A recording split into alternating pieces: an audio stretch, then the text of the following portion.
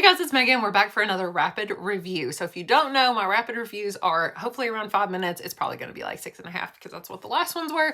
But I'm reviewing all the books I've read in a very short amount of time so that you can decide very quickly whether you want to read them or not. I see a lot of these 20 and 30-minute reviews. I don't have time to watch that. And even if I did, if I decided not to read the book, well, I've just wasted 20, 30 minutes of my life. So I'd rather watch like a 5-minute review and just quickly decide if I want to read that book. So the book we're reviewing today is, it's a long title, The Life-Changing Magic of Tidying Up, The Japanese Art of Decluttering and Organizing by Marie Kondo. So I'm going to give you a brief synopsis and then the pros and cons of this book and then my final rating.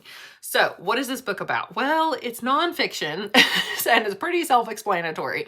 It is literally the art of tidying up. And Marie Kondo has apparently become relatively famous. I did not know her name though until I discovered this book.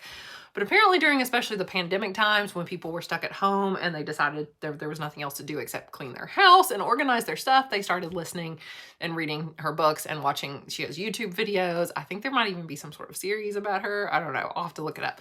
Anyway, she has other books too. There's like sequels to this, but this was her first like most famous, well-known book. So in it, she gives very practical advice on how to tidy up your house, which tidying up for her is really 2 steps.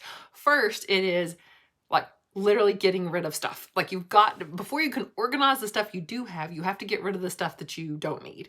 So it's tips on first, how to get rid of the stuff that you don't want or that you don't need.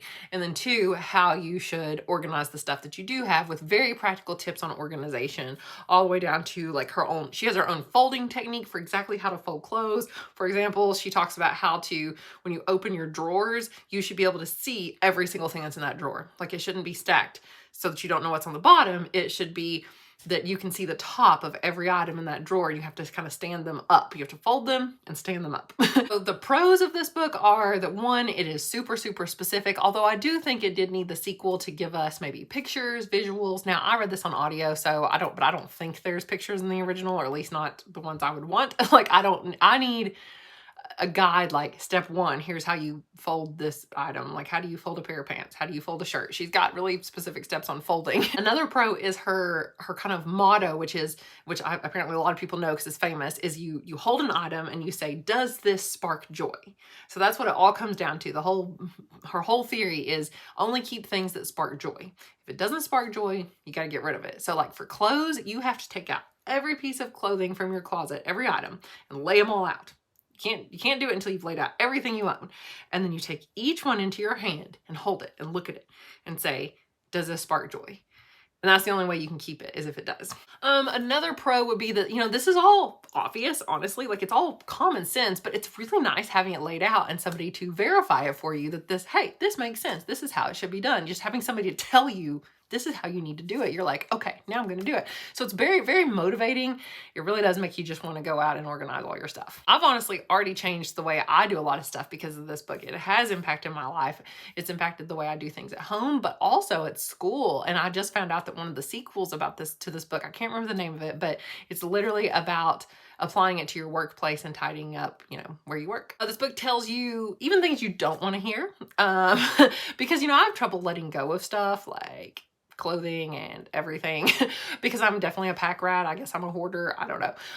But I just, even my mom would always say like, oh, but what if you need that in the future? But could you use that? Well, I don't know. Should you really, should you get rid of that? And so like, it makes me question, do I need that one day? No, if I've not used it in like 10 years, I don't need it. If it doesn't spark joy, I don't want it. Unless it's something that is like a souvenir or something like that, something like truly heartfelt that you want to keep, the one-of-a-kind thing or something, that's fine. She says you can keep that. And finally, this book is short and sweet. I think the audiobook was 5 hours, so it doesn't take long to read. So that's definitely a pro. So as far as cons go, there are not very many cons to this book at all. Like there's mostly pros. But if I had to pick some cons, one is the biggest con for me is that some of it is kind of silly. There's a couple points where she says things like, okay, if you decide to get rid of a piece of clothing, but you feel bad about getting rid of this piece of clothing because, it was good in the past, but it does not spark joy anymore. Maybe it doesn't fit. Maybe you don't like the way you look in it and it's time to get rid of it, but you feel bad. She said you have to talk to that piece of clothing. You have to thank it for all it has done for you. And the lesson maybe that it taught you, like maybe it taught you not to buy things in a size small, or whatever. And you thank it and you tell it did its job and then you can let it go. And I'm like, I'm not doing that. Like, I'm just not going to talk to my clothing. You know, she says to thank your shoes or something when you come in from the day, like, thank you for doing your job today. Or like, no, I'm not going to do that.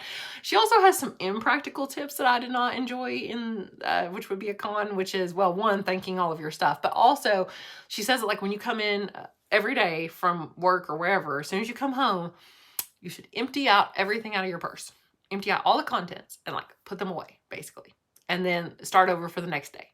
And I'm like, who would do that? Only a crazy person would empty their purse out every day. The only time I'm emptying my purse out is when I'm changing purses, which is like maybe once every 6 months if I'm lucky, let's be honest. So no, I'm not going to do that. But I keep my purse pretty organized. I don't need to do that. So that just seems silly. I don't know who would have the time to do that. Clearly she did not have a 2-year-old running around. So yeah.